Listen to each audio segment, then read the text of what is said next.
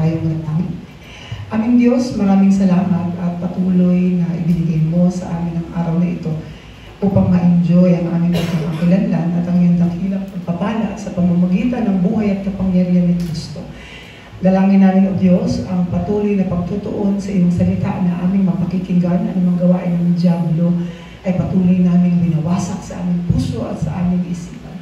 Sa iyo po namin tinataas ang araw na ito, gayon din ang aming espiritu. Salamat po at minamahal ka namin sa pangalan ni Jesus. Amen. Ano po ang isang bagay na nasabi na sa inyo about sa inyong pananampalataya?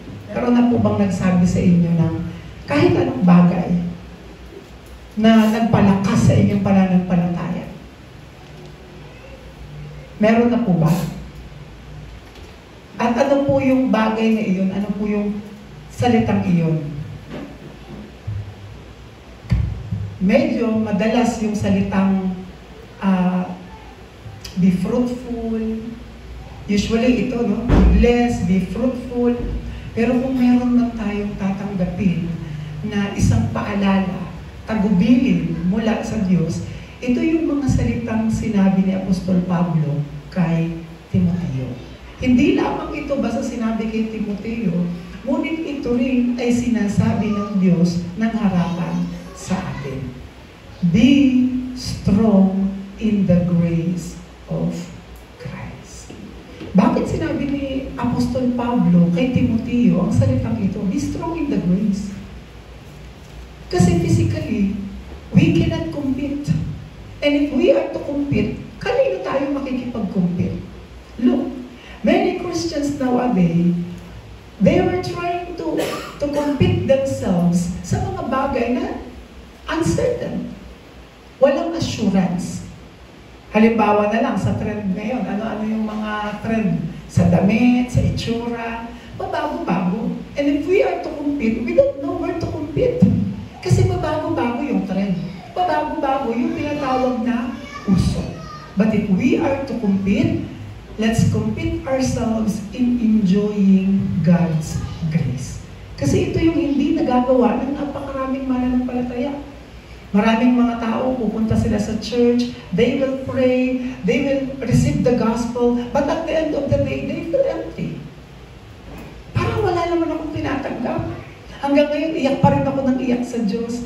Hanggang ngayon, sinisisi ko pa rin yung aking nakaraan. Hanggang ngayon, sinisisi ko pa rin yung mga tao sa paligid ko, bakit ako nagkaganito. That is not the way of enjoying God's grace. Kapag sinabi nating biyaya, pupunta tayo sa introduction. Sabi diyan sa ating introduction, ang Diyos ang may akda ng buhay espiritual. Sa pamamagitan ng kanyang salita, makikilala natin siya at sa pamamagitan din ng kanyang salita, malalaman natin ang kanyang naisin sa ating buhay, pananampalataya. No one can tell you what to do, but only the Word of God can give us the pattern on how we will be having a perfect and genuine faith or walk of faith. Hindi natin makikita ang ating sarili sa mga bagay na ating nakikita. Ngunit matatagpuan natin ang ating sarili kung ano ang sinasabi ng salita ng Diyos. At dalawa lang ang sinasabi ng salita ng Diyos.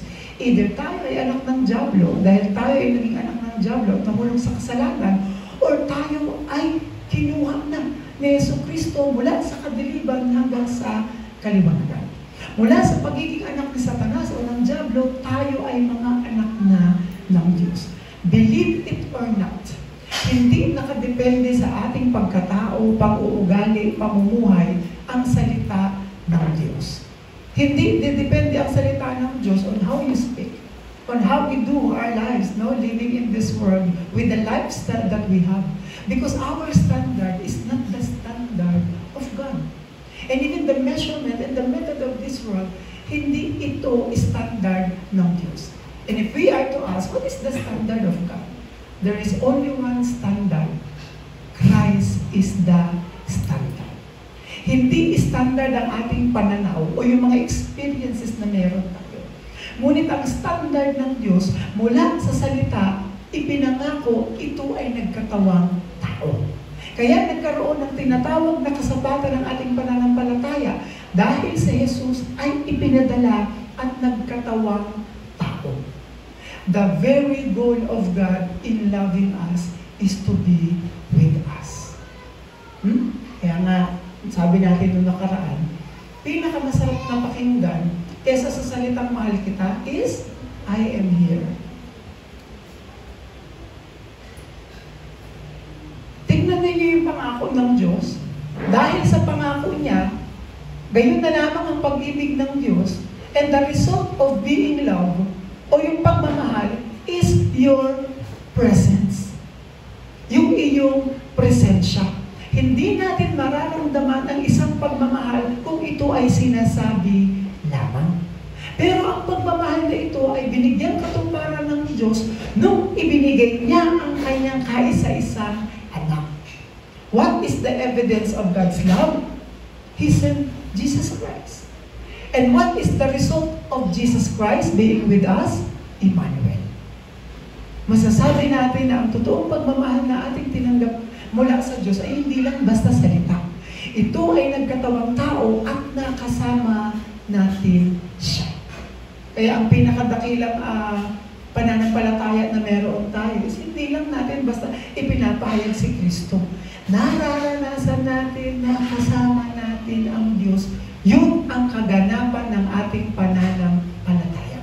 But the religion, ang ginagawa ng religion, laging ipinapamukha na malayo ang Diyos. Laging sinasabi sa church, hanapin mo ang Diyos, abutin mo ang Diyos. Bakit ganun? This is the religious way. Para itrap ang mga tao sa relihiyosong pananampalataya. No matter what, hindi natin kayang abutin ang Diyos. Ano man ang gawin mo physically, ano man ang gawin mo kabaitan at kabutihan, hindi natin maaabot ang Diyos. Dahil walang kasalanan nakaabot sa Diyos. At tayo ay nagkasala. Sabi sa aklat ng mga Roma 3:23, sapagkat ang lahat ay nagkasala at walang sino mang nakaabot sa kaluwalhatian ng Diyos. Sapagkat walang matuwid, wala ni isa. Kaya kahit anong gawin natin, subok na pag-abot sa Diyos, hindi natin magagawa na makapiling ang Diyos. Kaya gayon na lang siya ang gumawa ng paraan para tayo ay abutin. Ang tawag doon ay biyaya. Kasi inabot tayo ng Diyos kahit hindi tayo deserving na abutin. Kagaya ng paulit-ulit nating sinasabi, ang tao hindi siya naliligtas kasi deserving ang taong maligtas. Naligtas ang tao dahil ipinapakita ng Diyos na siya ay ang Diyos ng buhay. Kaya kahit anong gawin natin, we don't deserve to be saved. Pero dahil ipinapakita ng Diyos na siya ay Diyos ng buhay, no matter what, I can save you. I will save you because that's me, God of saving. Nagliligtas na Diyos. Minsan hingi tayo ng patawad. Lord, sorry, actually hindi tayo pinapatawad ng Diyos kasi deserve tayong patawarin. Pinapatawad tayo ng Diyos para malaman natin na siya ay ang Diyos na nagpapatawad. We don't deserve. We are not deserved. Hindi tayo deserve na patawarin. Pero pinakita ng Diyos, humingi ka ng tawad o hindi. Ako ay Diyos ng pagpapatawad. Ngayon, bakit kita patatawarin? Hindi kita patatawarin para sabihin pinatawad kita. Patatawarin kita dahil ako ay Diyos na nagpapatawad at nagbibigay ng buhay at pag-asa. Kaya sabi diyan sa pagpapatuloy, ito ang lubos na naunawaan ni Pablo nang kanyang pinanghawakan ang kanyang lakbayin bilang isang ebanghilista at patotoo ni Kristo. Sabi dito sa ating main, ano bang ibig sabihin ni Pablo sa kanyang tagubilin? Be strong in the grace that is in Christ Jesus. Ano ba ang pagkakaunawa natin sa biyaya? No? Ano ba ang biyaya? Ano ang pagpapala? At ano ang gantimpala? Ang hirap naman. Parang pare-pareho lang. Kasi parehong may A sa dulo. Biyaya, pagpapala, at gantimpala. Grace, blessing, reward. Ano ang pagkakaiba? The discrepancy o ano kasi ito sa English? Grace. Pag sinabi natin grace, ito ay walang kinalaman sa buhay mo. Pag sinabi natin biyaya, wala itong kinalaman sa buhay mo. Wala itong kinalaman sa desisyon mo. Wala itong kinalaman sa mga nais natin sa buhay. At wala itong kinalaman sa mga desisyon natin sa buhay. Pag sinabi natin biyaya, ito ay ang kabuoang galing sa Diyos. Kagaya ng kaligtasan. Ang kaligtasan ay bunga ng biyaya ng Diyos. Hindi ito bunga ng ating kilos, gawa, sa pagiging mabuting tao, sa pagiging ulirang magulang, o sa pagiging huwarang Pilipino. Hindi ito galing kanino man. Ang grace o ang biyaya, ito ay regalo ng Diyos. Kaya kahit anong gawin mo, tatanggap ka ng biyaya. Ano ang biyaya? Kagaya ng araw. Pinapasikat ng Diyos ang araw sa matuwid at makasalanan. Ang hangin. Nakakahinga kahit ang mga makasalanan, kahit ang mga matuwid. Bakit? Dahil ito ay biyaya ng Diyos. Ipinapakita ng Diyos na ang biyaya niya ay hindi nakadepende sa kilos, pagkatao at pamumuhay ng isang tao. Ito ay likas na Diyos, magpawalang hanggan ang biyaya ng Diyos, kagaya ng kaligtasan. Ano naman ang blessing? No? Pag sinabi naman natin blessing, ito ay nakalaan lamang sa mga anak ng Diyos. Nakalaan itong blessing na ito sa mga anak ng Diyos. Sila yung mga tumanggap ng tinatawag na kapatawaran at kaligtasan. Buhay na walang hanggan. Ano naman ang reward? Dito na pumapasok yung ating mga pagkilos. No? Sa buhay ng isang pamilya, marami nagsasabi na merong tinatawag na favoritism. Sometimes wala naman talagang favoritism. Nagkakaroon ng tinatawag na good reward. Doon natin makikita yung mga taong sumunod. Lagi mo na lang siyang paborito. Anak, hindi ko siya paborito. Dito lang natin ipinapakita na syempre kapag ikaw ay sumusunod, na meron kang tinatawag na reward. It's not about favorite. Kasi kapag sinabi natin favorite, talagang nakatuon ka lang sa kanya at hindi mo napapansinin ang ibang mga bagay. Pag sinabi natin reward, dito na tayo tumatanggap sa sarili nating effort. Nag-aral ka ng mabuti, meron kang reward. Pwedeng tumaas yung grades mo, pwede kang pumasa, maging top ka, that's the reward.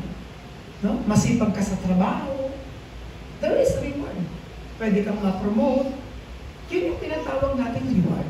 Pero ang blessing, ito ay nakatuon lamang sa mga anak ng Diyos. Ngunit ang biyaya, ito ay para sa lahat. Dahil ito ay malinaw na plano at bigay ng Diyos. Kaya nga sa ating kaligtasan, wala tayong part. Wala tayong part doon sa kaligtasan na tinanggap natin. Kasi kahit yung pagsasabi natin na Lord, tinatanggap kita, galing din iyon sa pananampalatayang ibinigay ng Diyos sa pamamagitan ng pakikinig at pakikinig ng salita ni Kristo. Patungkol kay Kristo. Hindi tayo magkakaroon ng tinatawag na maayos na pananampalataya kung wala tayong tinatanggap na salita ng Diyos. At hindi tayo tatanggap ng salita ng Diyos kung hindi ito nakapatungkol kay Jesus. Hindi nakapatungkol kay Kristo, walang pananampalataya. Kasi lagi natin iniisip, I have faith. Meron akong pananampalataya sa Diyos. Pero kapag tinanong natin, what is the content of their faith? Nasa effort. Nasa effort pala. Kaya ang pananampalatayang ito, hindi na nakatuon kay Jesus. And the biggest problem of this church, of the churches, is not fixing their eyes or our eyes to Jesus. Pero nakatungkol tayo sa mga bagay na kaya kong gawin, na kaya kong patunayan. Kaya yung totoo pananampalataya ay natatakpan ito na tinatawag na humanism, legalism, and mysticism. Nawawala na ang pagiging Kristo ni Jesus. Kaya paulit-ulit natin sinasabi, what is dangerous? The greatest danger inside the church is kapag hindi na naipapahayag si Jesus. Ang naituturo na, kaya mong gawin yan. Dapat i-challenge natin yung ating mga sarili. Kaya natin magpakabait. Sino bang gusto maging masama? In the first place, walang gustong magpakasama. Hanggat maaari, we want to become a better version of ourselves. Kaya kahit sa konting bagay lang, gusto natin makatulong. No? Kahit wala kang alam sa psychology, nag-a-advise ka kasi ganito. Kasi gusto natin talagang makatulong. Pero hindi ito ang tamang pamamaraan upang maligtas ang mga tao. Kung hindi pagpapakilala sa buhay at kapangyarihan ni Kristo na siyang nagbabago ng ating destiny from hell to heaven. Sa ating point number 1, sabi diyan, ano ang ibig sabihin ng magpakalakas tayo sa biyaya ng Diyos? Ibig sabihin, ito ay ang pagkakilala sa tatlong persona ng Diyos. Ang isang mananampalataya, ang greatest mistake ng isang so-called mananampalataya, hindi niya kilala ang Diyos.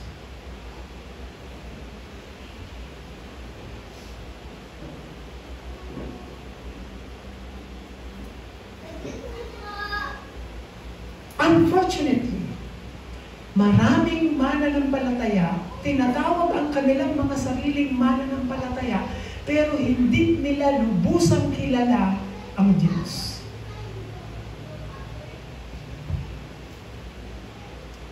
Magbibigay tayo ng isang halimbawa. Halimbawa, nagkaroon ng isang karamdaman si Kuya Toper. Ngayon, dahil may karamdaman siya, pupunta siya ng hardware. Sasabihin niya doon sa hardware, masama ako kasi pakiramdam ko. Pagalingin niyo po ako. Gusto ko pong gumaling. Kahit anong gawin mong panalangin, kahit anong gawin mong pagsusumikap na gumaling, kapag mali ang address ng iyong panalangin, hindi ka magkakaroon ng kagalingan. Ano gagawin sa'yo? Pukpukin ka nang nagtitinda doon ng hardware? Masama mo yung pakiramdam, masakit po yung ulo ko, ito martilyo, ipukpuk mo. Pwede ba yun? Hindi. Kapag tayo ay mayroong karamdaman, ang unang-unang gagawin natin ay pumunta saan? Sa manggagamot. No? Kahit sino manggagamot, anong trip mo? Basta kung alam mo, gagaling ka doon sa manggagamot na yun, that is rightful. Pupunta ka sa doktor, pupunta ka sa clinic, pupunta ka sa ospital, no? Magpapatulong ka sa mayroong kaalaman patungkol doon sa kalagayan na mayroon ka. Ganon din ang buhay pananampalataya. Kahit pumupunta tayo sa church, kahit tayo ay linggo-linggong nagsisimba, kapag hindi natin lubusang kilala ang Diyos, lahat ng bagay ay mapapawala ng kabuluhan. The greatest mistake of so-called Christians, they don't know about Christ. Hindi nila kilala si Kristo. Kilala po ba natin ang Diyos? Kilala po ba natin ang Diyos Anak? Kilala po ba natin ang Diyos Espiritu? Pero ang focus ng ating pananampalataya, puro physical things. Hindi nakapatungkol sa Diyos Ama, Diyos Anak at Diyos Espiritu. Hindi nakapatungkol sa mga espiritual na bagay. Nag-church tayo kasi ang prayer topic natin, makabili ng magandang building. That is wrong. I go to pray, nagpa-fasting ako, kasi ang focus ko, makabili ako ng magandang sasakyan. One day, magkakaroon ako ng resort. Yun ba ang pagkakakilala natin sa Diyos? A piece of land? A piece of material things? O sige, ibahin natin, Lord, kaya ako nag-church, talaga nagpipray ako, one day maging presidente ako ng Pilipinas. Yun ba talaga ang goal ng ating pananampalataya? Kapag hindi natin kilalang lubos ang Diyos at ang mga bagay na patungkol sa Kanya, tayo ay namimislead. Kaya ang buhay pananampalataya ng maraming Kristiyano, iyak ng iyak para sa pisikal na bagay. Pero kapag lubusan nating nakilala ang Diyos at ang tatlong persona ng Diyos, mararanasan mo ang lubos na pagpapala na tinanggap mo sa pagkakakilala kay Jesus na siya ang daan, ang katotohanan at ang buhay. Walang patungkol sa pisikal doon. Ang pagiging daan ni Jesus, ang pagiging katotohanan at ang buhay, hindi yung daan sa kahit anong bangko. Ito ay nakapatungkol sa buhay na walang hanggan na hindi matatanggap ni naman. Unless makilala natin lubos ang tatlong persona ng Diyos na nagpapakilala din kay Jesus. No? Let's believe in Jesus. Lagi tayong maniwala kay Jesus. Pero hanggang saan tayo naniniwala kay Jesus? Lord, ikaw ang nagpapagaling. Naniniwala ako na nagpapagaling ka, I believe in Jesus, gagaling ang ulcer ko. Panay ka naman lipas ng gutom. Huwag nating lokohin ang Diyos. Araw-araw gusto natin gumagawa ng himala ang Diyos? Na yung walang gasol, biglang magkakaroon ng laman? O yun ba yung gusto natin? Hindi ganun ang Diyos. Hindi yun ang bunga ng pananampalataya. Kung gusto mo magkaroon ng gas, ay umorder ka, bumili ka, magkakaroon ng gas yan, makakapagluto ka. Pero kaya asa natin iba, Lord, sana magkaroon ng gas, ano gusto mo? Biglang may kakatok, minsan lang yun, nanalo po kayo ng promo. Meron po kayo 1 year supply of gasolina o tangke. Kapag mali ang pagkaunawa natin, hindi natin lubos na mauunawaan ang sinasabing biyaya ng Diyos. Kaya sabi dito ni Apostol Pablo kay Timoteo, kaya nga anak ko, magpakatatag ka sa pulong ng kagandahang loob ni Kristo Jesus. Ano ibig sabihin na be strong in the grace that is in Christ Jesus? Ang focus ng pananampalatayang itinuro ni Jesus ay mabuksan ang ating mga espiritual na paningin na mayroong buhay na walang hanggan at langit na naghihintay sa atin. Hindi ang pag-asa natin ay nasa mundong ito. Hindi sa pisikal na mundong ito ang totoong pag-asa natin kay Jesus. Kasi kapag ang goal natin, laging physical things, uulitin ko, tayo ang pinaka-nakakaawa. Again, paulit-ulit natin. Saan natin makikita iyon? Kuya, 1 Corinthians 15:19. Uulitin natin ha. This is the goal of Jesus Christ. Para makita natin yung totoong pag-asa kay Jesus. Ano ang sabi diyan?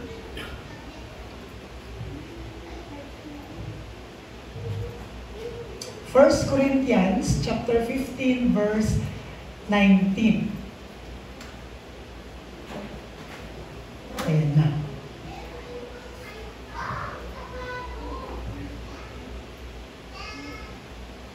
Ayan. Muli. Tagalog na po ito ha, sa Tagalog. Kung ang pag-asa natin kay Kristo ay para lamang sa buhay na ito, tayo na ang pinakakawawa sa lahat ng tao. Kaya nga kung tayo ay pisikal na tao, tayo ay may pananampalataya. Pero yung pananampalataya natin, lagi natin inuho for physical things, this is not right for. Dahil ang gusto ni Jesus, kung tayo man ay magkakaroon ng pag-asa, ito ay ang pag-asang buhay na walang hanggan sa langit. Ito ay ang pag-asa ng buhay na walang hanggan at pagkilos ng mga anghel na gumagabay sa atin. Bago tayo mag-proceed, basahin po natin ng sabay-sabay. Ready? Go! Kung ang pag-asa natin kay Kristo ay para lamang sa buhay na ito, tayo na ang pinakakawawa sa lahat ng tao. Kawawa ba tayo? Asaan po natin, nasaan ang ating pag-asa? Pag-asa ng kaligtasan ng buhay na walang hanggan, yun ang totoong pag-asa ng mga mananampalataya. Sa ating point number 2, sabi diyan, pagkakilala sa ating sarili o pagkakilala sa iyong sarili kay Kristo. Sometimes we do acknowledge ourselves through the achievements, no? Sa mga achievements natin, mga naaabot natin, minsan doon natin kinikilala ang ating mga sarili. Which is not good, which is not bad. That's very normal, no? Kahapon, nagkaroon ng orientation sa Bible School. Then, tinanong yung mga students, sabi, bakit kayo mag-aaral sa Bible School? Siyempre, some of them, ang sagot, kasi iba na yung may credentials ka.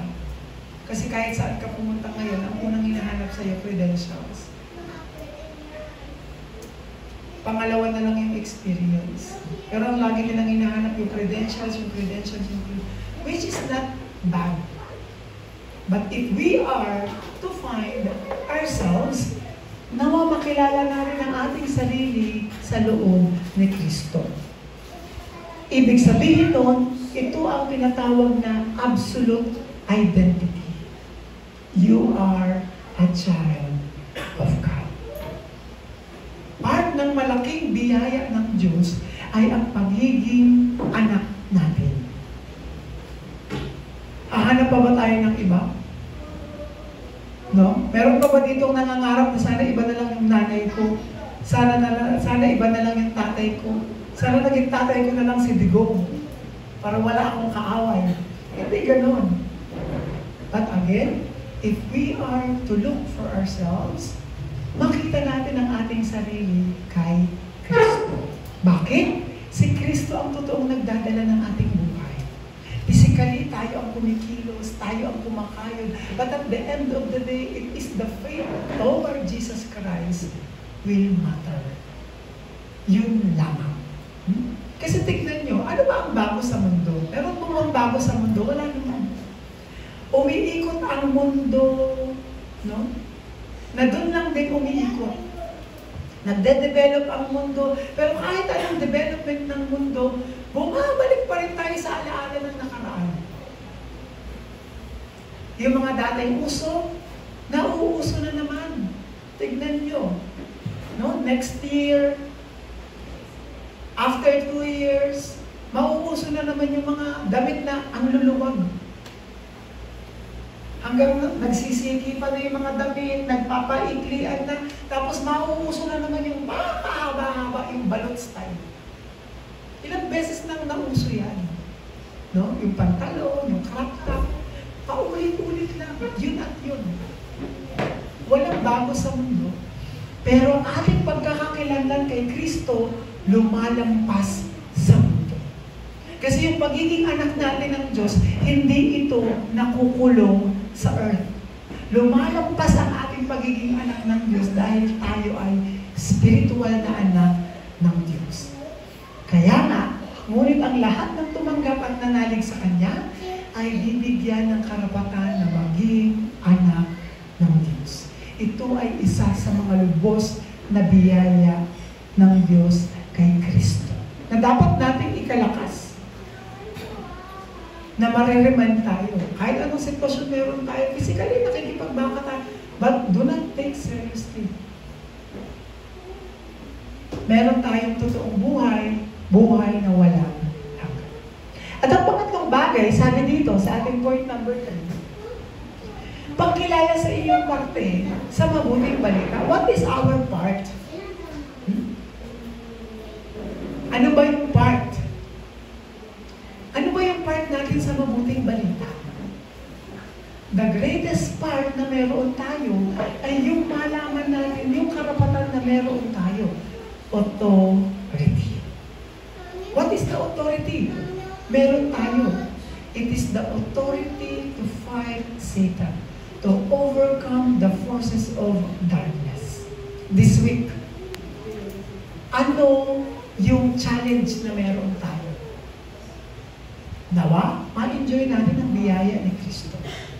Let's grow up every day, our faith, enjoying God's grace in Christ Jesus. Acts 1:8, you will receive power when the Holy Spirit comes on you. And you will be my witnesses in all Jerusalem, Judea, Samaria, and to the ends of the earth. Kaya, ano yung magiging konklusyon ng ating buhay pananampalataya? We are not good, no? Hindi tayo talagang matalino. Hindi tayo magaling kagaya ng iba. But I pray, be strong in the grace that is in Christ Jesus. Na makita natin ang ating mga sarili na nai-enjoy ang biyaya na nagmumula kay Kristo. Kaya sabi dyan sa ating konklusyon, lubusan nating ma-enjoy at magpakalakas sa dakilang biyaya ng Diyos. Everything is biyaya. Ang kailangan na lang natin gawin is disiplinahin ang ating mga sarili. If we want to enjoy physical life, discipline ourselves. And if we want to enjoy our spiritual life, enjoy devotion. Devotion. Kailangan natin ng devotion. Yun yung hindi dapat nawawala sa atin bilang isang mananampalataya. We are good in everything, especially physically, tapos wala tayong devotion, wala tayong connection sa Diyos. Even David prays 7 times a day. Ang mga sinaunang mananampalataya, naka-schedule prayer pa sila, morning, tanghali, gabi. Devotion. Ano yung ating simpleng magagawa? Devotion. Ano yung devotion na yan? Hindi yan para sa katabi natin. Ngunit para ito sa ating sarili na ma-enjoy ang ating pagkakakilanlan. Kailan tayo last na nag-devotion? Personal devotion. No? Nag-isip pa. May linggo ba? May days ba? Kanina lang we do devotion. When we open our eyes, that is the direct devotion to say, thank you, Lord, because I have life. No? I have challenges, marami akong mga bagay na kailangan bigyan ng pansin, pero hindi nawawala ang buhay na walang hanggan. Tandaan po natin yan. Enough reason for us to be happy and thankful every day. Kasi yung biyaya ng Diyos hindi nawawala. Sabihin nga natin sa ating katabi, ang biyaya ng Diyos ay hindi nawawala sa buhay mo. Tapos na yun, nag-emote ka dyan. Hindi nawawala ang biyaya ng Diyos. Kahit nandun ka sa ospital, hindi nawawala ang biyaya ng Diyos.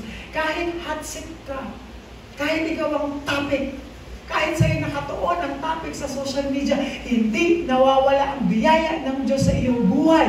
Kaya ang laging paalala ni Apostol Pablo sa atin, be strong in the grace that is in Christ Jesus. Biyaya na na kay Kristo. Kasi kapag tinignan natin yung ating mga experiences, tayo ay manlulumo. But do not worry. Lubusan natin ma-enjoy at magpakalakas sa dakilang biyaya ng Diyos kay Kristo. Tayo ba'y manalangin? Aming Diyos, maraming salamat dahil ang buhay mo ay nagpakilala sa amin kung paano namin pagpapahalagahan ang aming mga sarili, gayon din, Panginoon, ang devotion na ibinigay mo sa amin. Sapat ang iyong salita upang pagbulay-bulayan. Sa pagbubulay-bulay ng iyong salita, tatanggap kami ng espiritual na kapangyarihan at kalakasan upang mapagtagumpayan ang lahat ng pandaraya ng diablo. Gayon sa aming pisikal na buhay, kalusugan pisikal, sa aming pangangatawan, sa aming puso at isipan. Magapan na namin, Panginoon, mga bagay na naisip mo, ma-enjoy ang aming buhay bilang isang ganap na tao at ma-enjoy ang aming buhay bilang isang ganap na anak ng Diyos. Muli, sa iyo po namin Kung aming manalangin sa pangalan ni Jesus, tayo magsabi ng Amen. Palakpakan po natin ang Panginoon.